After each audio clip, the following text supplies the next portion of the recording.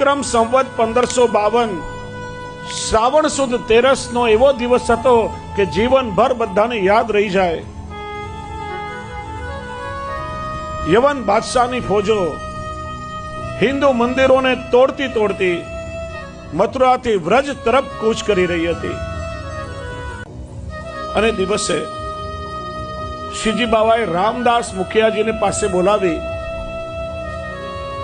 એમના કાનમાં એવી અટપટી આજ્ઞા કરી કે રામદાસ મુખિયાજી માથું ખંજવાળતા બહાર નીકળ્યા। શ્રીનાથજીને મંદિરમાંથી પધરાવી અને પાડા પર પધરાવ્યા। એક તરફ સદુ પાંડે, માણિકચંદ પાંડે સાવધાનીથી ચાલી રહ્યા છે, બીજી બાજુ કુમનદાસજી અને રામદાસ મુખિયાજી ચાલી રહ્યા છે। થોડે દિવસે પણ કોઈ આવે નહીં।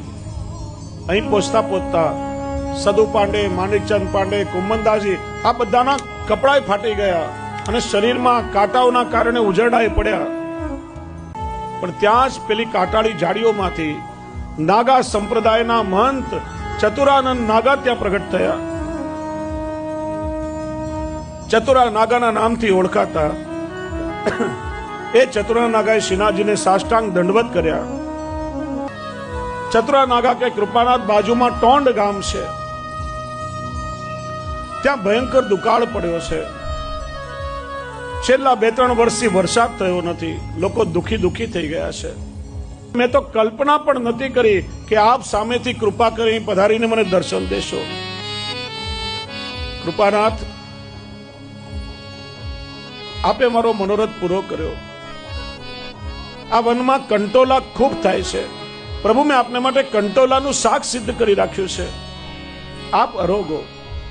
એ દિવસ શ્રાવણ સુદ 13 જે કંટોલા 13 ના નામથી પ્રસિદ્ધ છે। આજે પણ એ દિવસે ઠાકોરજી કંટોલાનું શાક અને શીરો અરોગે છે, જે ચતુરા નાગાના ભાવથી છે।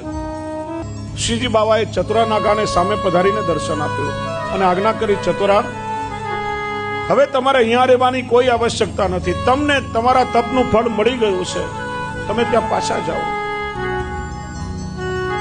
અને કોઈ આવીને સમાચાર આપ્યા કે જે યવનો વ્રજ તરફ કૂચ કરી રહ્યા હતા એ અડધે રસ્તેથી પાછા પડી ગયા અને જે માર્ગેથી પાડા પર પ્રભુને પધરાવીને આવ્યા હતા એ જ માર્ગે ઠાકોરજીને પાડા પર પાછા પધરાવી અને ગિરિરાજજીની તળેટીમાં આવ્યા। અહીંયા ચોતરાનાગા ગામમાં આવ્યા, જોયું તો ગામમાં પુષ્કળ વરસાદ થઈ ગયો, જળાશયો પુષ્કળ ભરેલા છે, લોકો સુખી છે। પ્રભુએ ચતુરાનાગાના તપનું ફળ પણ આપી દીધું